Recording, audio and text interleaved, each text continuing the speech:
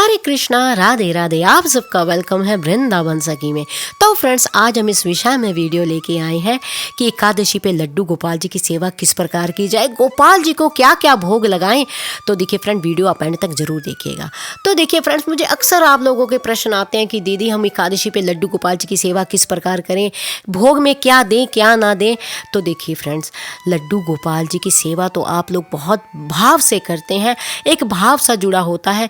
और जो ठाकुर जी की सेवा करता है उसका एक प्रेम भी ठाकुर जी से अलग ही होता है। और जहाँ तक बात एकादशी की है, तो देखिए साल में 24 एकादशियाँ आती हैं और अधिक मास जब हो जाती हैं 26, जैसे अभी भी अधिक मास गया है, तो यानी 26 एकादशियाँ इस साल में हैं।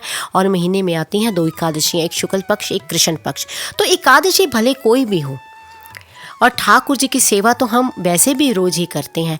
और हर एकादशी का अपना अपना महत्व होता है, अपना अपना एकादशी की एक कथा होती है, उस कथा का हम लोग महत्व को पाठ करते हैं और ठाकुर जी की सेवा करते हैं। तो देखिए, सबसे पहले तो एकादशी पे आप सर्वप्रथम सुबह उठिए, उठ के सबसे पहले अपनी दहलीज को साफ़ कीजिए और फिर स्नान कीजिए। आप खुद भी पूरे घर को साफ़ करने के बाद और जब स्नान आपने करना है तो हो सके तो उसमें थोड़ी सी हल्दी डाल के, या सप्त नदियों में से कोई भी नदी का जल आपके पास हो, उस नदी के जल को बीच में डाल के आप स्नान करें, या दूध से या काले तिल से। मैंने आपसे कहा कि हर एकादशी का अपना अपना महत्व होता है, तो उस महत्व के अनुसार आप स्नान कर सकते हैं।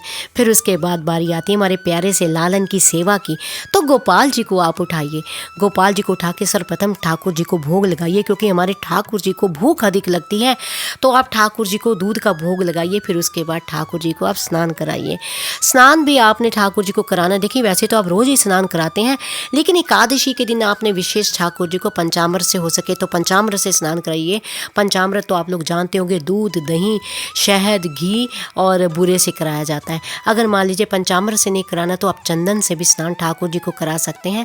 चंदन से स्नान कराना भी बहुत शुभ होता है। उसके बाद ठाकुर जी को सुंदर से वस्त्र आप पहनाइए।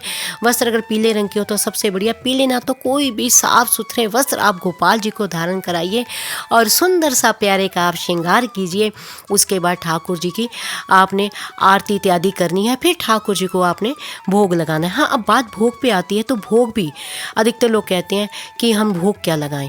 तो देखिए, सबसे पहले आप यूँ जानें कि व्रत हम कोई भी करते हैं, हम ठाकुर जी को प्रसन्न करने के लिए करते हैं। एकादशी तो ठाकुर जी की सबसे प्यारी है, और जो एकादशी का व्रत करता है, एकादशी की पूजा करता है, उस पर ठाकुर जी का एक अलग ही स्नेह ठाकुर जी का उसको मिलता है।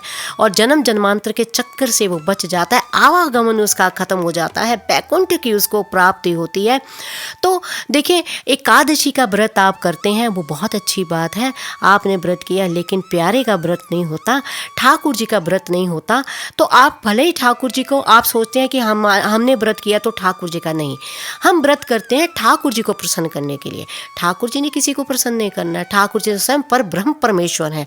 तो आप भोग ठाकुर जी को लगा सकते हैं। आप चाहे तो अन्न का भोग भी ठाकुर जी को लगा सकते हैं।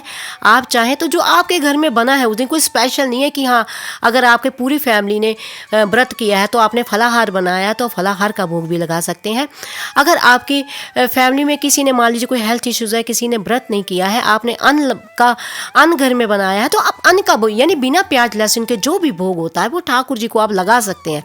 ऐसा न सोचिए कि हाँ, कि ठाकुर जी को अन्न का भोग नहीं लगाना, तो ठाकुर जी को अन्न का भोग भी लगा सकते हैं। हाँ, चावल निषेध होते हैं, लेकिन मैंने कई कई संप्रदायों में ऐसे देखा है, मैंने, आप जगन्नाथपुरी जाएं या कहीं ऐसी जगह पे देखा मैं जहाँ चावल का भोग भी ठाकुर जी को लगता है।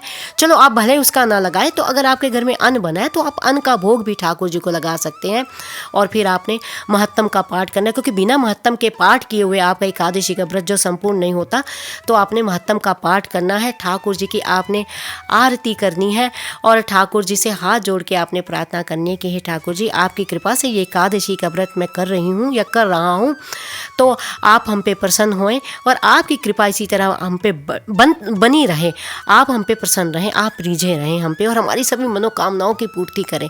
तो इस प्रकार आपने जो एकादशी पे ठाकुर जी की सेवा करनी है, ठाकुर जी को भोग इत्यादि लगाना है।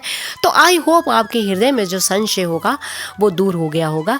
फिर भी अगर आपके मन में कोई प्रश्न, क्वेश्चन, क्वेरी हो तो मुझे आप कमेंट बॉक्स में लिखिए, मैं प्रयास करूंगी आपके प्रश्नों का उत्तर देने का। और अगर आपको ये वीडियो अच्छा लगा हो तो वीडियो को लाइक, शेयर, सब्सक्राइब करना ना भूलें।